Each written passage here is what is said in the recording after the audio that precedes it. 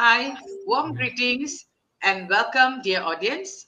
This is Dr. Esther Mala, your firstly and successful global educator, ESG, SDG, STEAM, and technology enthusiast from Malaysia, joining our exclusive research series on tools, techniques, and publishing. This masterclass on STEAM and featuring latest technologies, management skills, design for university students, college learners, and working professionals. Led by distinguished academicians and industry experts, this program explores cutting-edge innovation. Dear respected precious audience, esteemed academician, our dedicated project team of Elegant Empire Education welcomes you to our professional masterclass with our favorite, awesome and brilliant personality, Ambassador Professor Dr. Rania Lampou, with her topic on advanced data analysis and techniques, part 2. Today, welcome our honorable masterclass trainer for today, Ambassador Professor Dr. Rania Lampou. The stage is yours. Welcome. Good day to you. Good afternoon, good evening from here, from Athens, from Greece. I'm still in the office, the Greek Ministry of Education, and thank you, Dr. Estera, for inviting me to conduct together this series of lectures and research.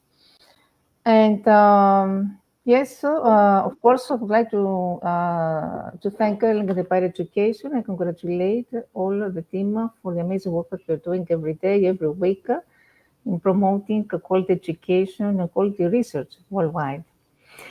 So it's a pleasure to welcome you all to this part 2 of advanced data analysis, where numbers tell stories, and patterns reveal insights, and the data becomes a powerful decision-making partner. So last time we tried to step beyond the basics. We explored not just what the data says, but why it says, how to interpret it, and how to transform raw information into meaningful, actionable knowledge. And we try to bridge the world of statistics, machine learning, visualization, and real-world application. So together, today we're going to explore more about this, and at the end we will show also an example how educators can use these techniques in advanced data analysis in order to apply them in educational projects. So I'm going to share now my presentation.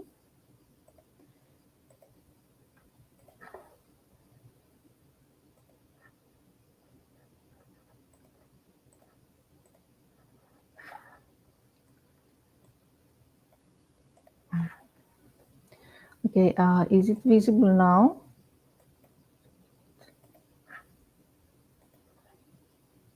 Okay, now I think it's visible, okay? Yes. Okay, so we have started to the third chapter, which was about experimental and causal inference techniques, and now we're going to discuss about the difference between mediation and moderation analysis. Actually, these are two different statistical concepts used in analyzing relationships between variables, especially in social sciences, psychology, and business research. So first, in mediation analysis, we try to understand how or why a dependent variable affects a dependent variable through a mediator. So here you can see how is the path, for example, training program, skill improvement, job performance. How we interpret this, the training program improves skills, which in turn boosts job performance. I think it's clear. So if mediation is significant, it means that part or all of the effect of the independent variable on dependent variable occurs through the mediator. So you may find partial sometimes mediation or full mediation. And the test that we usually use for mediation analysis is Baron-Kaini method, Sobel test, bootstrapping. On the other hand, moderation analysis, here we try to understand when or for whom an independent variable influences a dependent variable depending on the moderator. The moderator here changes the strength or direction of the relationship between the dependent and dependent variable. So here is how it works. You see the work stress, burnout, moderated by social support. So how we can interpret this, that the effect of work stress on burnout is weaker for people with high social support. Here, in this case, a significant moderation means the relationship between a dependent and dependent variable varies depending on the level of the moderator. Typically, this involves interaction terms integration, and the test include interaction terms integration and assess significance. So, now, I think that many times we have heard about, especially when we talk about reasoning, we talk about counterfactual reasoning.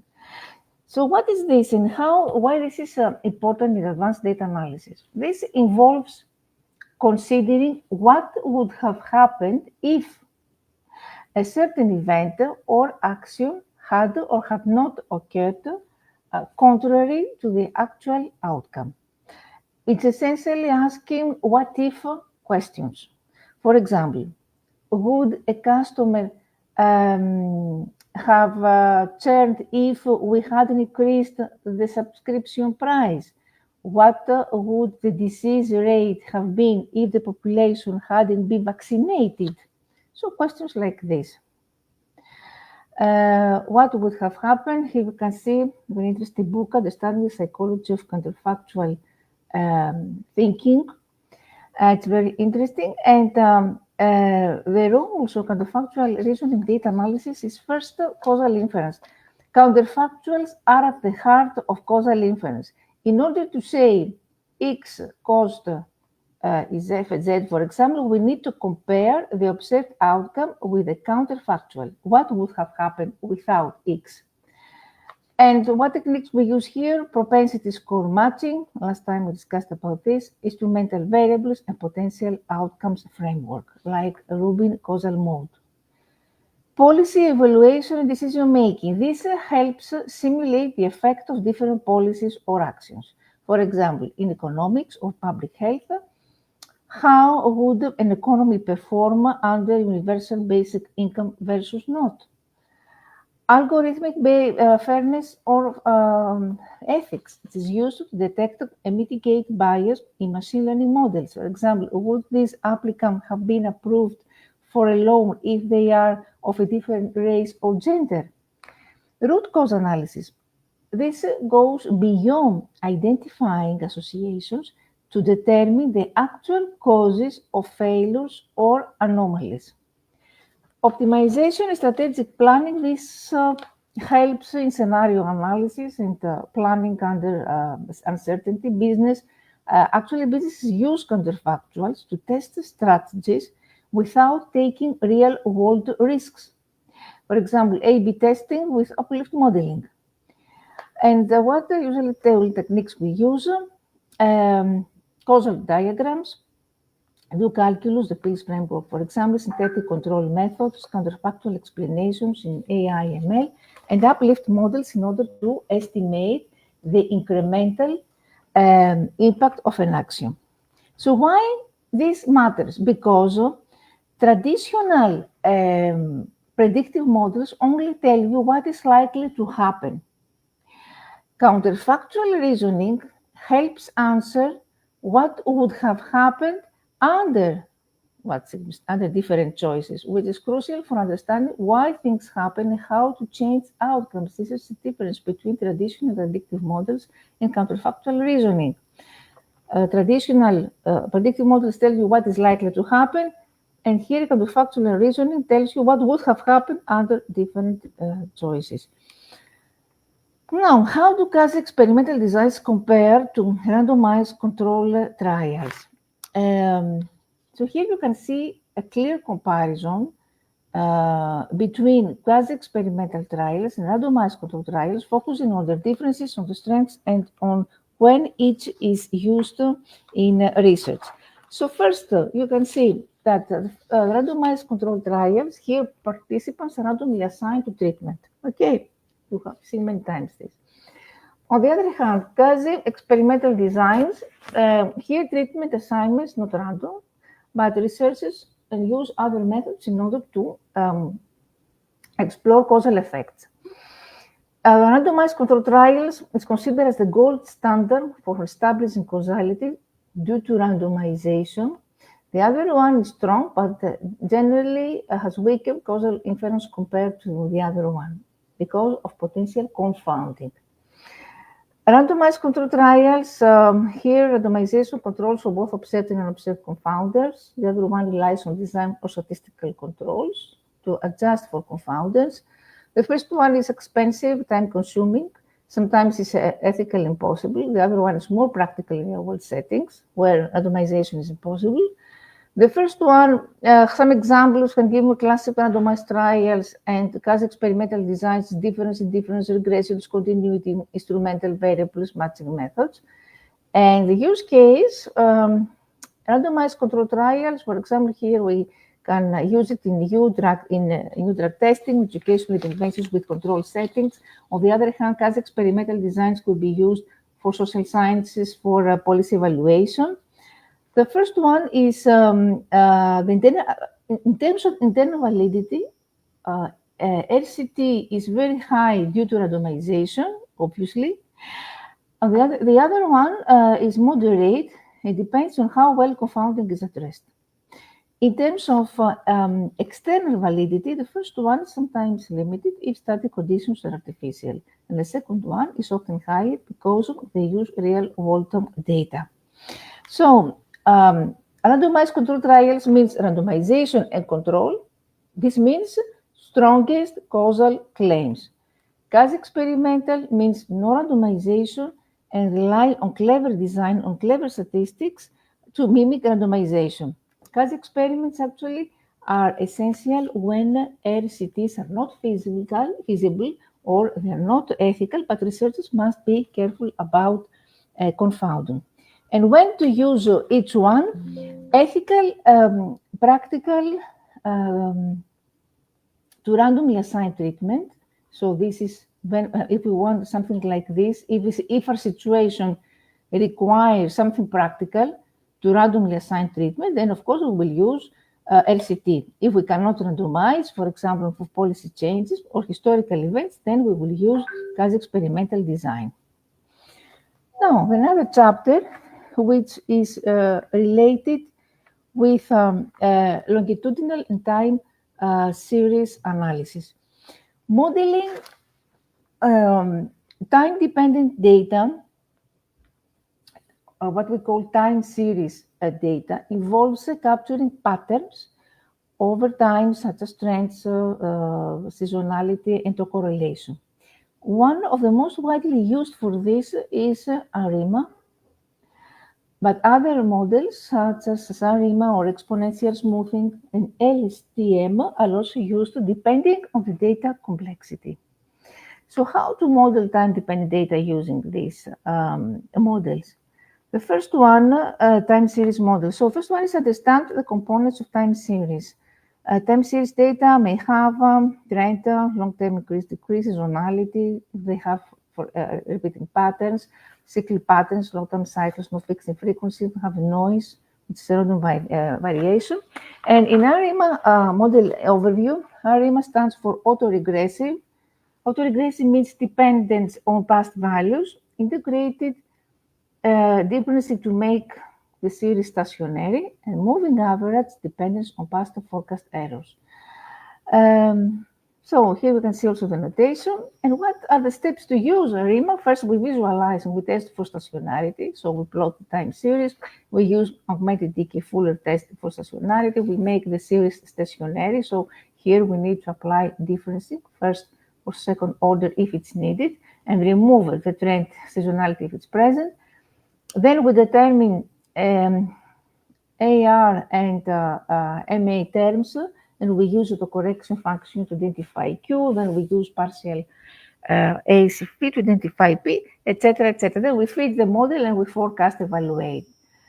So more or less, this is how we do it. And other time series models that I mentioned before is Sarima with here it's best for data with seasonality. Exponential smoothing, it's best for smoother forecast with trend, seasonality. Vector autoregression, it's best for multivariate time series. Profit by Facebook, it's best for business seasonal data with holidays. And LSTM, it's best for complex non-linear time series with memory. So now, mention about stationarity and why this is important time series analysis, because a time series is stationary if its statistical properties do not change over time. Specifically, when we have constant mean, constant variance, constant covariance. So this is the relationship between values which depends only on the actual time. There are two main types, strict stationarity, when the entire distribution is time invariant, and weak, only the two first moments, mean invariance and auto covariance, are time invariant. So this is usually sufficient in practice. So why is stationarity important? Because many time series models assume stationarity to function correctly. Without stationarity, parameters can become unstable over time, and forecasts can become unreliable or invalid. Consistent relationship. In a stationary series, the statistic relationships like autocorrelation are consistent over time, making it impossible to learn and predict patterns effectively. The accurate forecasting. Forecasting methods often assume that past patterns will persist. Stationarity ensures predictability based on past data, better model performance and accuracy, simplifies analysis because stationary data is easier to analyze mathematically. It's more stable for applying transformations or fitting models. And what if the data is not stationary? Many real-world time series are not stationary. Solutions include differencing, how to subtract previous values, detrending, how to remove a trend line, the seasonal adjustment, and long transformation to stabilize variance. These methods help transform non-stationary data into stationary data so that standard models can be applied. And how to test stationarity? Stationarity, first through visual inspection and statistical tests like KPSS test, Phillips-Perron test, etc. So stationarity is essential, we could say, in time series analysis because it ensures what? It ensures that the underlying process is stable over time, which is critical for modeling, for forecasting, and drawing valid conclusions. When a series is not stationary, steps must be taken to transform it before analysis. So what techniques can be used to analyze a panel or longitudinal data? Analyzing panel longitudinal data where you observe actually the same entities, for example, individuals, firms, or countries over time, it requires specialized statistical techniques to handle the temporal structure and repeated measures. The key features of panel longitudinal data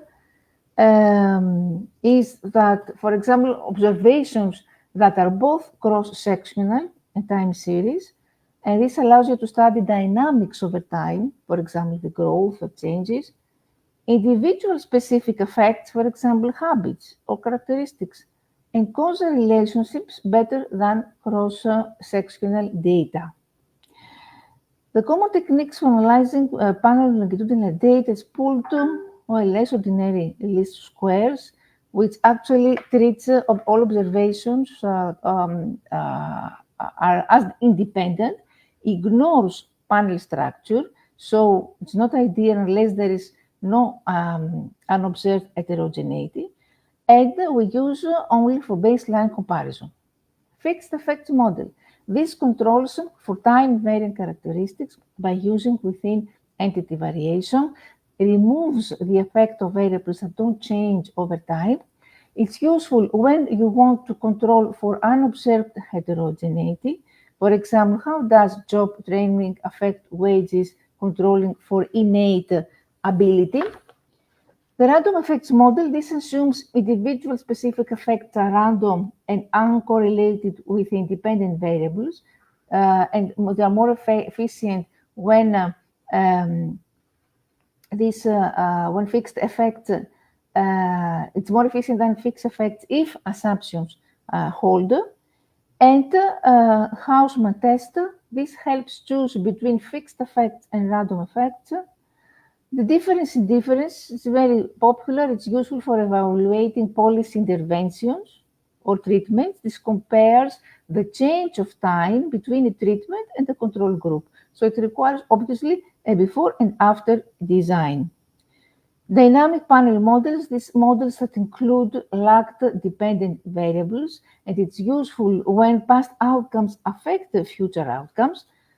Techniques like RLAN or bond estimator, which handles endogeneity and autocorrelation in dynamic panels. Multi-level hierarchical models, which are also called mixed effect models, models with fixed and random effects. It is useful where data is nested. For example, students within schools over time. The growth curve models, it's a type of multi-level model used to analyze change trajectories over time. It captures both intercepts slopes for individuals and event history survival analysis is used for time to event data. And usual techniques are Cox regression, Kaplan-Meier curves, etc. So what tools can you use there? R, Stata, Python, SPSS, etc. Now, a common question is how we can handle missing data in time-dependent data sets. First, we need to understand the missingness mechanism, understand why data is missing. First, we have the case of missing completely at random. For example, there is no pattern.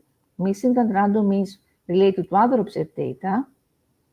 For example, we have some data missing on weekends, and missing not at random. This depends on unobserved data. For example, people stop reporting when they're feeling worse. These three main categories, the missingness mechanism.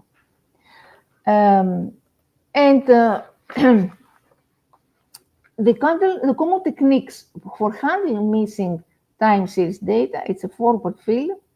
We try to fill missing values with the last observed value. With the backward fill, we try to fill using the next available value. It's good for slowly changing variables like temperature, but it's not ideal if large gaps exist or if data is highly volatile.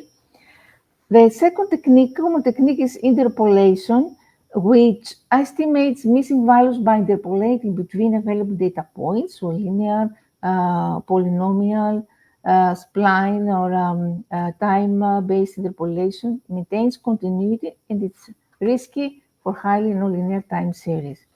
Decisional decomposition or imputation, we try to decompose a time series into trend, seasonality, and residuals. We impute missing values in each component, and we try to reconstruct the full series. It is good for periodic data like temperatures. And the model-based imputation, we use here forecasting models to predict missing values. And this could be Kalman filter or state space models, exponential smoothing. It considers temporal correlation, but computation is heavier and it needs tuning. Machine learning-based imputation, we can use models here like random forest, neural networks, K nearest neighbors, and this can actually impute based on time and other features. It is useful for multivariate time series, but it needs complete training data. It may overfit if it's not careful. And deletion, we will remove time steps with missing values, acceptable only if a small fraction of data is missing. You need to be careful not to break the temporal continuity, and when you are aggregating to a larger time scale. So here you can see the strengths and weaknesses of each technique for handling missing data. And I mentioned before about fixed effect and random effect models. So what is the difference? The difference primarily lies in how they treat the variation across entities, individuals, countries, in panel data or hierarchical data structure. Fixed effect models, they assume that individual specific characteristics are correlated with independent variables. So this model controls for all time variant differences by estimating separate intercepts for each entity. It eliminates bias from omitted variables that do not change over time, and it cannot estimate effects of variables that do not vary over time. Random effects models. This assumes that the entity-specific effects are uncorrelated with independent variables. It treats this effect as part of the error term. It's more efficient than fixed effects if the assumption of no correlation holds, and it can include time-variant variables unlike fixed effects. Now, for data mining and pattern recognition is another chapter. First, we need to think about what is association rule mining. It's a powerful technique. It's a powerful technique which is used to discover hidden patterns, relationships, or correlations in large data sets. It's especially useful in market basket analysis, web usage mining, bioinformatics, and more. So let's break down how it works and how it can be applied. Most commonly applied in the form if item I is bottom, item B is also likely to be odd. So it's a data mining technique that uncovers relationships between items. How this works? This needs data preparation.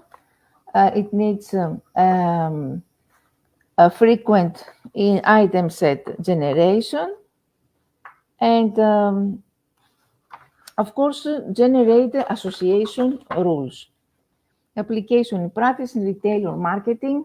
For example, I can give you some examples. In marketing, we can discover what products are frequently bought together.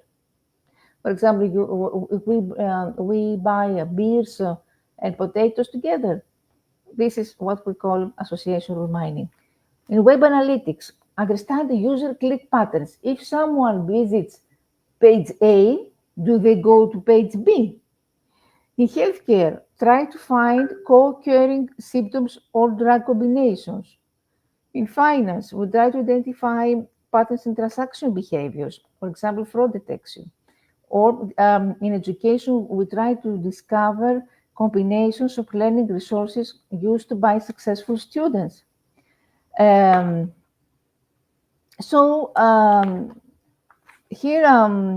we mentioned some examples, and the goal, of course, is to find interesting relationships between variables, between items. It's best for pattern discovery in behavioral data sets or transactional data sets. Now it's another question. What are the challenges of working with unstructured data? It's a general question. Unstructured data don't follow a strict schema. So this means, for example, rows on columns. This makes it harder to organize, to store, and query using traditional databases. So the lack of predefined format. This requires advanced techniques, natural language processing for text or computer vision for images. So pre-processing steps like cleaning, recognition for text, or image resizing or normalization are often necessary and not trivial.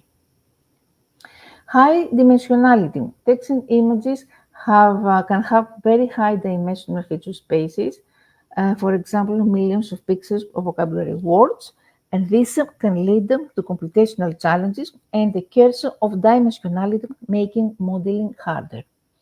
The noise and ambiguity.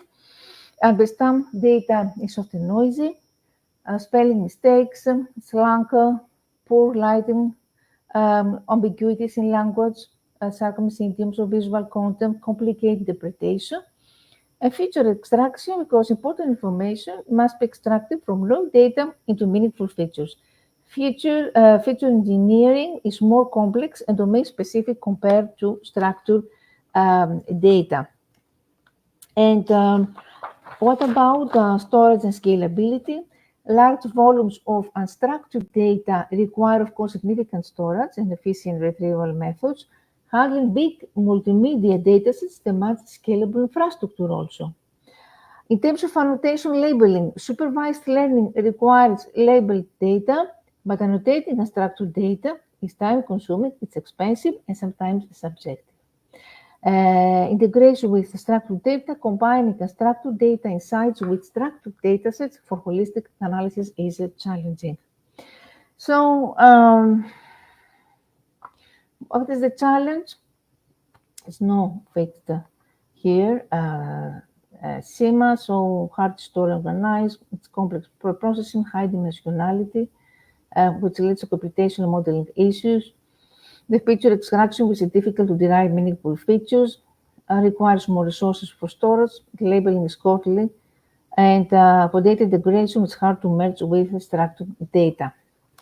Now, sentiment analysis, something very, very interesting, because especially with topic modeling, sentiment analysis with topic modeling are powerful tools in qualitative research. Especially when we work with large volumes of text data like interviews or social media posts or open-ended survey responses or documents. So how they can be used? In qualitative research, we can use sentiment analysis in order to understand participants' feelings or attitudes on a topic. We can analyze, for example, customer feedback or public opinion from interviews, focus groups, and online reviews. We can track changes in sentiment over time. We can help to quantify qualitative data, and this makes it easier to summarize and compare. The other tool, topic modeling, what does actually unsupervised machine learning technique. This is unsupervised, remember, that identifies common themes or topics across a big collection of text documents, and actually tries to locate groups of words that frequently appear together representing underlying topics. That's why we call it topic modeling. The popular methods that you need to know here, it's very important, latent Dirichlet allocation or negative matrix factorization, and how this is used when we want to explore major themes emerging, for example, from interview transcripts or for focus group discussions or document collections, when we want to help researchers organize and summarize large qualitative data sets, when we want to identify hidden patterns that might be missed in manual coding, when we want to inform or complement manual thematic analysis. For example, I'll give you an example. We want to analyze hundreds of customer reviews to discover the main topics customers talk about. The reviews talk about price, talk about quality, talk about service. Or if we want to extract themes from patient narratives in healthcare research, then we're going to use topic modeling in this type of qualitative research. We can combine also both. We can combine both methods. For example, we can use topic modeling to identify key themes. Then we can apply sentiment analysis to each theme in order to understand how participants feel about these themes. And this combination provides a rich, scalable, and data-driven way to analyze qualitative data. Now, feature engineering and why this is important in improving model performance. Feature engineering is the process of creating, transforming, or selecting variables or features from raw data to make machine learning models work better. So, what are the roles of feature engineering in model performance? Definitely, it improves predictive power because raw data often doesn't directly capture the underlying patterns. Creating also meaningful features, ratios, interactions, aggregations helps models understand relationships better. For example, instead of just age or income, a new feature like income per household member may be more predictive. This reduces noise and dimensionality because engineering features can help remove irrelevant or noisy information. Selecting or combining features reduces complexity, helping models generalize better and avoid overfitting. Makes patterns more accessible to models because many models perform better when the features highlight nonlinearities or interactions explicitly. Feature transformations like polynomial or binding can help capture these patterns. Handles domain-specific knowledge. This means inject expert knowledge into the model. For instance, in finance, we want to create a debt-to-income ratio. Feature might make much more sense than raw debt and income separately.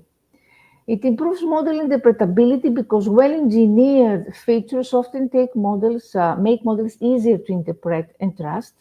So you can explain results that stakeholders understand in terms that stakeholder understands, and of course enables use of simple models because sometimes strong feature engineering lets you use simpler, faster models with competitive performance instead of complex black box models.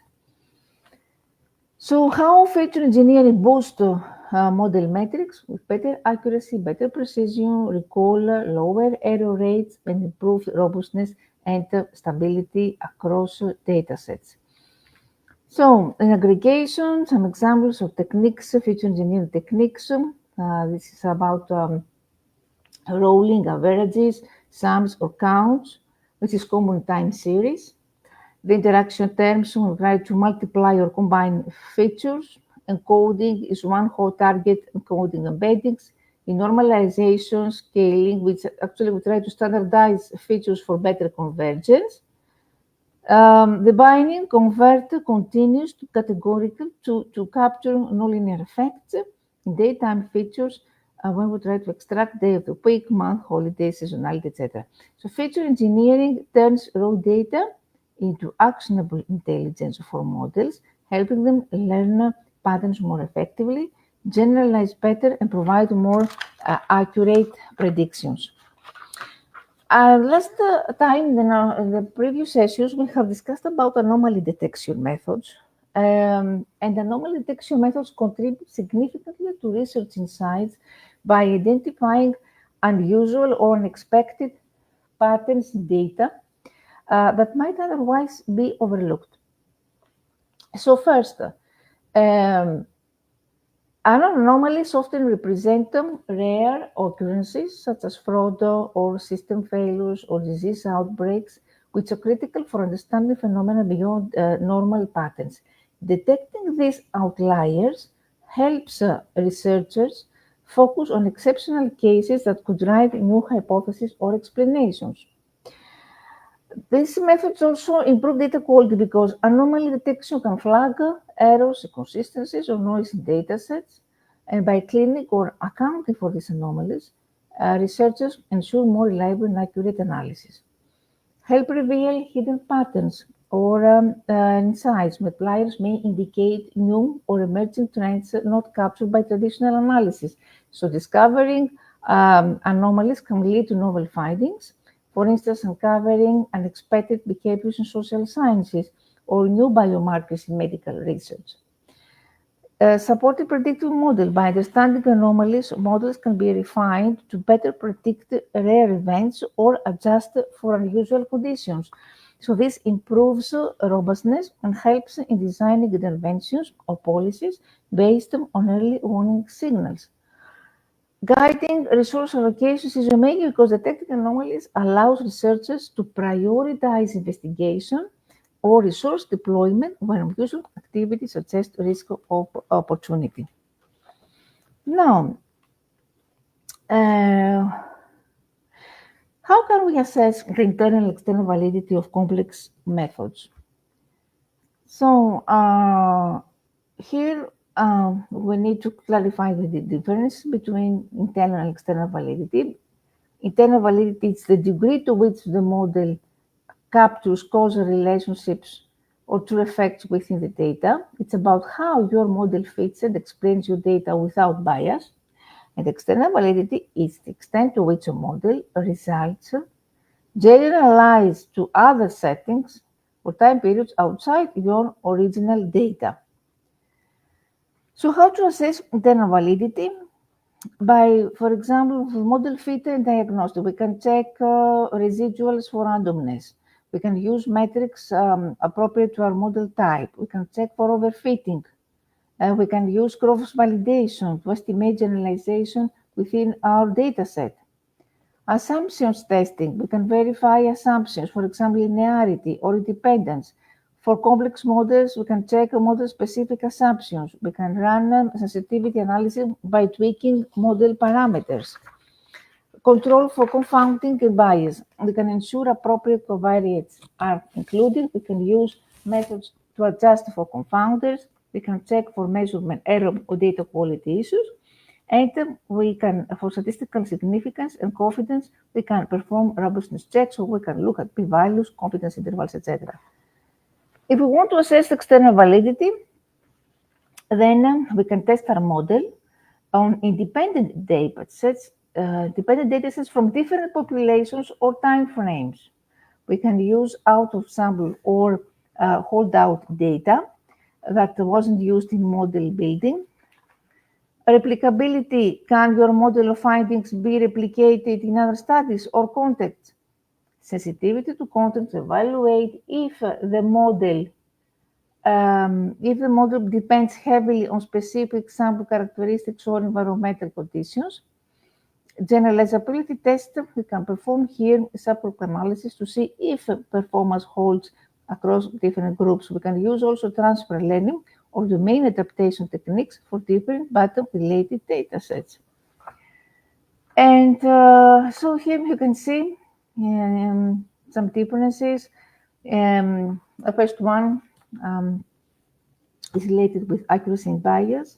The other one with generalizability beyond sample. Model fit assumptions, validation, the other one on new data, replicability.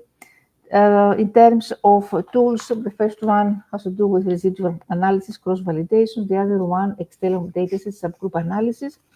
And the first one, the common thread, the first one is confounding, measurement error. For the other one, sample bias or contextual differences.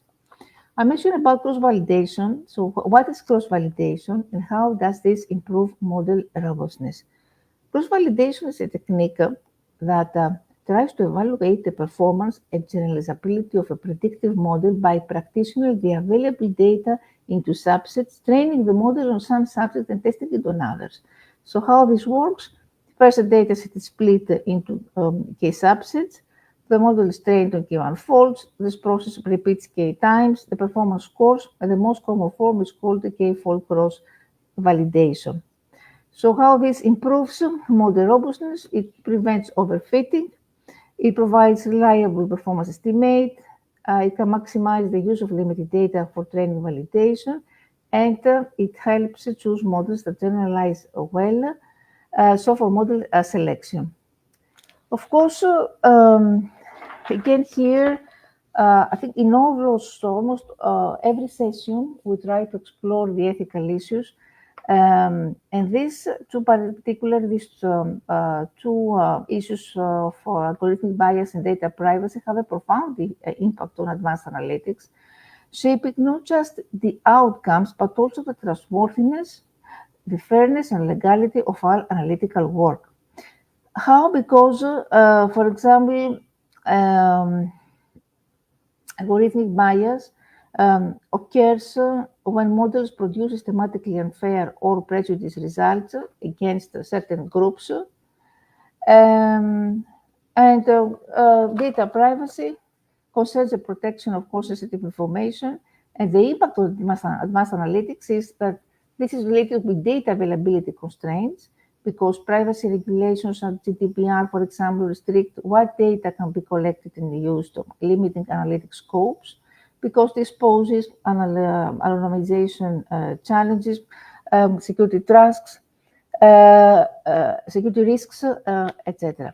So the overall impact has to do with how actually analysts must design and deploy models that are fair, accountable, and respectful of privacy. We need to strike the right balance between extracting value from data and safeguarding individual rights, and also about reputation compliance, that ethical lapses can cause significant damage to brand reputation and lead to regulatory penalties. So this is the impact more or less. Of course, the impact of, for example, algorithmic bias that would lead to unfair decisions. Let's think about what would happen in healthcare, for example, or in areas like hiring or law enforcement. This can cause a loss of trust. Bias model erode user and stakeholder confidence in analytics outcomes. Let's think about regulatory and legal risks. The poor generalization, because bias can limit the model's ability to perform well across some diverse populations or contexts. And reproducibility, how we can ensure reproducibility in large-scale data analysis projects. We can use version control systems. This means track changes in code, data documentation using tools like Git or Mercurial. And this allows us to manage versions, to collaborate seamlessly and roll back if it's needed. Then we need to document everything thoroughly. This means maintain clear and comprehensive documentation of data sources, pre-processing steps, analysis methods, and software of environments. Automate and script workflows, so we need to avoid manual ad hoc steps by scripting data cleaning, analysis, visualization processes using reproducible code like Python or scripts, Jupyter notebooks, etc. And use workflow managers like SnakeMake, Make, or Airflow to automate pipelines. How we can use virtual environments? We can employ tools like Docker or Singularity to encapsulate the software environment, including libraries and dependencies. We can use, this is for containerization, and for virtual, alternatively, we can use virtual environments like Python's Run for Conda to ensure consistent package versions. Then how to manage data effectively. We can archive raw and process data with metadata describing its origin, its format, and transformation. We can use data versioning tools like DVC or Git LFS for large data sets. We can adopt standardized formats and protocols, so use common data metadata standards to facilitate sharing interpretation. We can share code data openly, so we can publish code repositories in platforms like GitHub, GitLab, or Bitbucket. We can share data sets via data repositories with proper licenses. We can conduct peer review and testing, so we can implement unit tests for critical functions, integration tests for workflows. We can record random seeds and configuration parameters, so we can store seeds for random number generators and all configuration settings to ensure exact replication of scholastic processes. So here, all these practices, version control, what is the purpose here is to track and manage changes. Documentation helps explain methods and workflow. The automation helps remove manual errors and ensure consistency. The containerization helps to fix software dependencies. Data management to track data sets, standards and protocols, compatibility. Open sharing, enable external validation. The testing and peer review detect errors early and improve quality. And seed configuration tracking ensure exact reproducibility. Now, there is a trade-off between model accuracy and interpretability. What is happening here? Balancing model accuracy and interpretability is a classic trade-off in machine learning and data science. So how you can handle this? You need to understand the use case, of course, and stakeholders. For example, if interpretability is critical in healthcare or in finance, you need to prioritize simpler, more transparent models if it costs some accuracy. If accuracy is paramount, for example, in image recognition, complex models may be justified with efforts to improve interpretability where it's possible. You can start with interpretable models, begin with simple models like linear regression or decision trees or logistic regression to set a bias baseline. And these models offer a clear explanation for predictions and help build trust. You can use model agnostic explanation tools for complex models.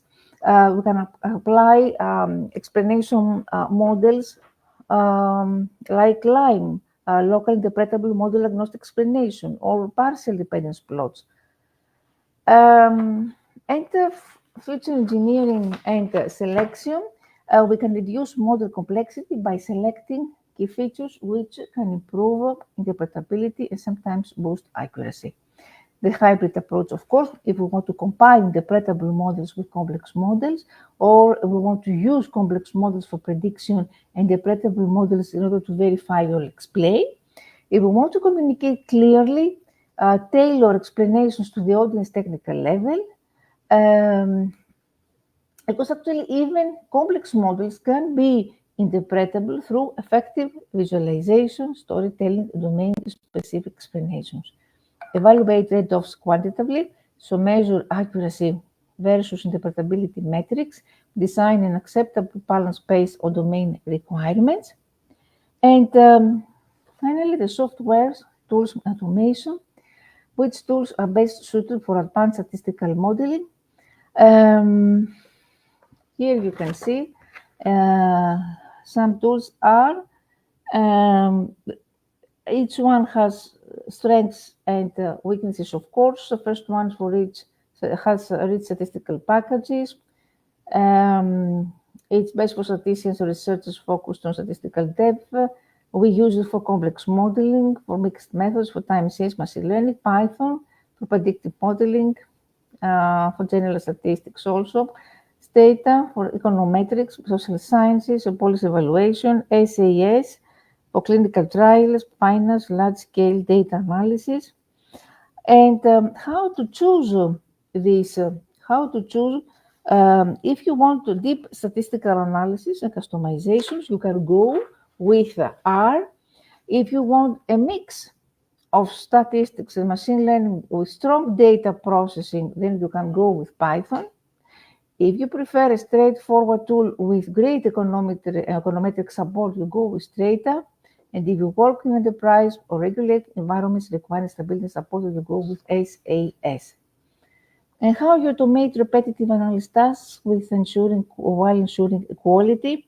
Some steps is first to understand, document the process, so clarify, clearly define each step of your analysis workflow, write down inputs, outputs, assumptions, decision points. This documentation serves as a blueprint for automation and quality checks. Use reproducible code scripts, implement analysis in scripted languages like Python or SQL. Avoid manual steps in GUI tools when it's possible. Use version control to track changes and collaborate safely. Modularize and parameterize code. Break down your code into reusable functions or modules that allow parameters for different inputs, so the same code can run on new data or scenarios. Automate data validation clinics, so build automatic checks for data quality. Use rules of exception handling to flag issues early. Implement testing, so try to write unit tests for key functions to ensure they work as expected, or use integration tests to verify that the whole pipeline runs smoothly, and regularly test with sample or edge case data. Create automated reports or dashboards, try to generate summary reports automatically. Use tools like Jupyter Notebooks or BI platforms with scheduling. Use continuous integration. This helps catch errors early, maintain quality over time. Maintain clear logs and error handling. Log every run with timestamps, inputs, and error messages. Design error handling to gracefully alert you all fallback rather than crashing silently. And review and update regularly. Periodically review the automated workflow. So update scripts for new data structures, evolving business needs or improved methods. So ensuring quality while automating, how we can do this. I mentioned about the code of experts in AI, machine learning, they say garbage in, garbage out. So we need to, through the data validation, we need to prevent these garbage in, garbage out errors. We need to test and code reviews in order to ensure correctness and robustness. We need a modular design in order to be more flexible. The logging and alerts so we can quickly identify and fix issues. The continuous integration we can maintain quality as code evolves, and documentation because this helps onboarding, troubleshooting, and audit. What are the advantages of using Jupyter notebooks or Markdown for analysis reporting? These are actually popular choices. They have several powerful advantages because they offer interactive and reproducible analysis. We can combine code, output, and narrative text in one document. This make it easy to reproduce results step by step. This facilitates debugging and iterative exploration. They embed also, these tools embed visualizations, tables. So we talk about rich dynamic reporting. They support many languages. They share notebooks reports easily. So for collaboration sharing is best. For documentation communication, because they integrate detailed explanations, assumptions, and conclusions. They can be scripted and automated. They're customizable and extendable because there's a wide ecosystem of extensions, plugins, and templates. And here you can see all these strengths of these tools and advantages. Platforms, cloud platforms can support large-scale data analysis. They play a huge role in enabling this because they can help with scalable computing resources, with storage data management, the collaboration sharing platforms like Google Collab. They allow multiple users, for example, to collaborate in real time on notebooks with shared code, results, and visualizations. And cloud environments make it easy to share a reproducible environments and data access with items globally. Google Colab and AWS offer pre-installed libraries. So we talk about pre-configured environments and tools. The cost efficiency, because there's no need for upfront investment in physical hardware or maintenance. This is very important. Integration with other services. Cloud platforms integrate seamlessly with other tools like data lakes, analytics, with AI services, monitoring, logging, etc. So this enables complex automated workflows. And what are the limitations of GUI-based software compared to code-based tools? But there is limited flexibility, customization, there are scalability issues. Coding tools can be optimized for better performance. They can handle larger scale automation efficiently, scalability issues, limited automation, performance constraints, limited extensibility, and integration, etc. So before concluding, we can see here an example of what we can do for advanced data analysis. For example, I can give you a question of an educator. An educator wants to examine what is the average effect of weekly formative quizzes on grade math scores, grade 8 math scores after one term. No, sorry. Let me see. Yes, this is one example. For example, we want to define a precise question. Another example, do flipped classrooms lessons improve standardized math scores over time semester?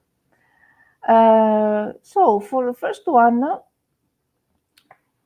what we can do here?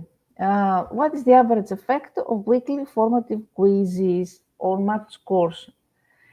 So we need to specify, here, wait a minute, because here something is missing. Okay, I will say it. The first is we try to define a precise question. Then we try to ground in theory. and prior evidence. We decide which variable we must measure and adjust for. We draft a simple causal diagram to clarify confounders and mediators. The next step is ethics. I mean, we obtain approvals from ethics boards on consent to assent to clarify confounder, take approval from ethics boards where it's needed. We plan the identification of secure storage and role-based access. We write a short data management plan, so this has to do with data governance. Then we choose an analytic design.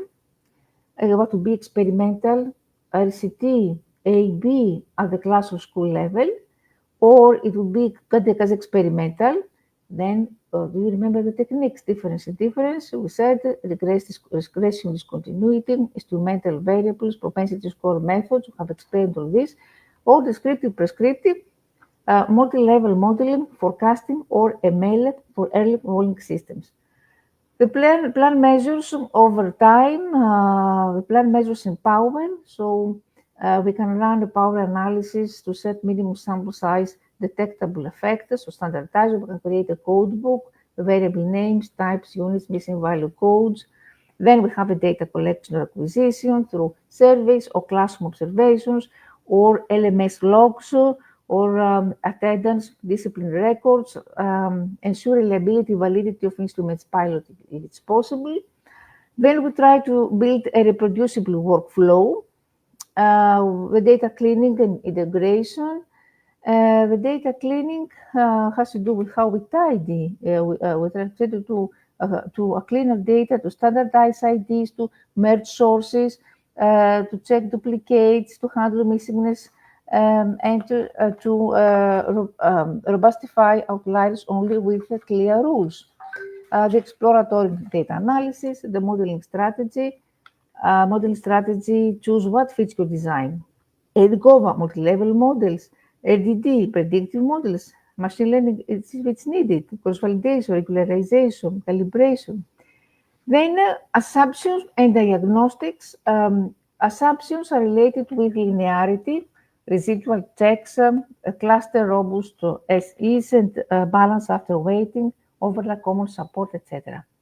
Or placebo tests, pre-period trends, sensitivity analysis, etc. Heterogeneity and equity estimate subgroup effects by gender, interaction terms, report fairness metrics for predictive models, for example, error rates by subgroup. Interpretation, emphasize effect sizes with confidence intervals and practical significance months of learning, translate to classroom level implications, time cost feasibility, clean accessible charts, reproducibility and sharing, save scripts, data dictionary. And another example on a topic, do flipped classrooms improve standardized math scores over one semester? Here, design option 1, we can adopt the cluster random control.